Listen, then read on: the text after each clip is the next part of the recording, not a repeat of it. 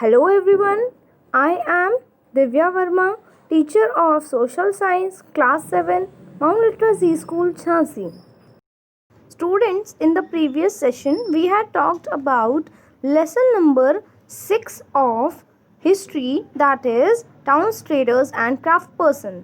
In that, we had seen some types of towns like temple town, administrative, commercial, port, and craftspersons, and we had talked about the details of all such types of towns which I have taught you in the previous session. Okay, hope so you understood all the things, all the points taught in the last session. Now let's move forward in this chapter with some further topics. Now let's see what all small towns had. Means there are various small towns. What does they consist of? They had mandi, or we can say mandapika, in which nearby villagers brought their products for selling in the market. Then fortified palaces.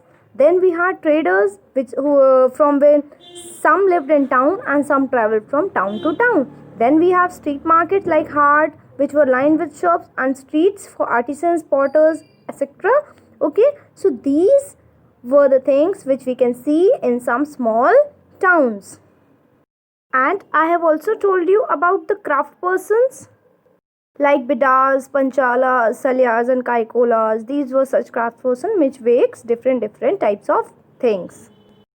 Even there were some more communities that emerged during the medieval period like Banjaras and horse traders, then Manigramam and Nanadesis, then Chetiyars, Marwaris, Gujarati traders, and Arab, Persian, Chinese, Jews, Syrian, Christian traders, and the European traders as well.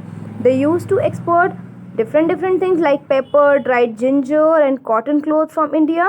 Even the Chetiyars and Marwaris sold textiles and spices in the part of Red Sea, Gulf, Persian Gulf, and more places.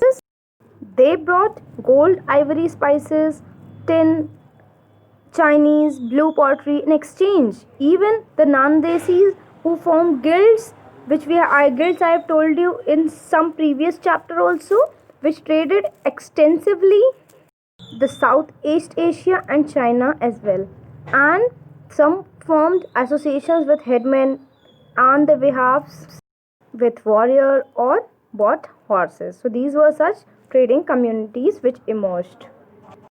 Okay, now let's move forward to some major towns which are Surat, Hampi, and Masulipattnam. We will be knowing in details about these three towns.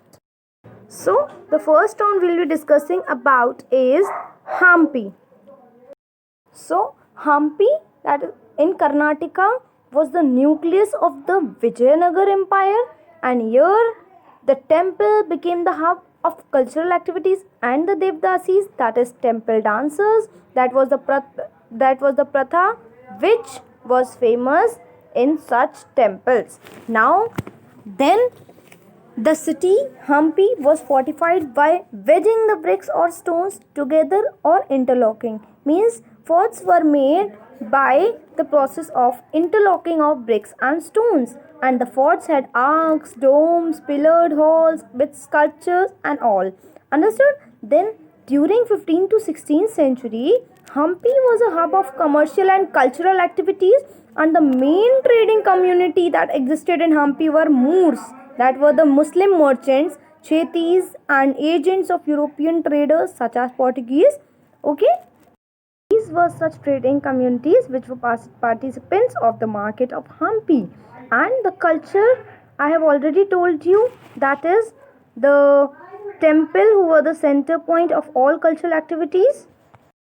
This way, Hampi got more developed day by day, and then afterwards, Hampi started declining just because the reason was Vijayanagar Empire in Hampi was defeated by the Deccani Sultans, that is the rulers of Golconda, Bijapur, Ahmednagar and all in 1565. Just because of the defeating of Vijayanagar Empire, Hampi started declining, and gradually the town lost its importance. Okay, so this was about Hampi. Now let's move to the another town, that is the Surat. Let us know some basic points of Surat now. So, Surat was a cosmopolitan city and called the gate to Mecca as the pilgrim ships set sail from here only. Understood? Even people from distant lands visited Surat just because for western trade, gate to Mecca, commerce, trade was too much there. Then textile, as textile of Surat were famous for the gold lace borders of or zari and were in demand in West Asia, Africa and Europe. And the infrastructure, as the city had magnificent buildings, pleasure parks and numerous rest houses. And the banking thing means the Kathiawad Seth or Mahajans had huge banking houses at Surat. They follow the system of hundi. System of hundi is what? It was an informal system of transferring money, that is the system of bill of exchange. So these were the reasons why the people from distant land visited the Surat. But afterwards, Surat also started declining, and the reason why Surat declined were as the loss of markets and productivity, just because of the decline of the Mughal Empire started, and the control of the sea routes by the Portuguese. This was also the main reason for the decline of Surat, and the competition from Bombay, where the East India Company shifted its headquarters in 1668. So these were such reasons which led to decline of Surat. Now let's see the another town, that is the Masulipatam.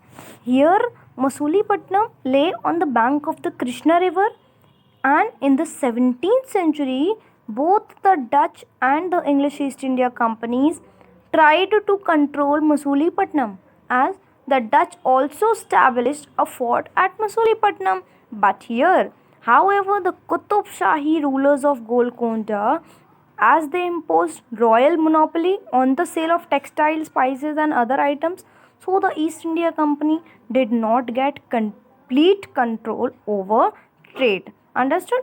So not fully, but some parts of Masulipatam were controlled by the Dutch and the English East India Company people.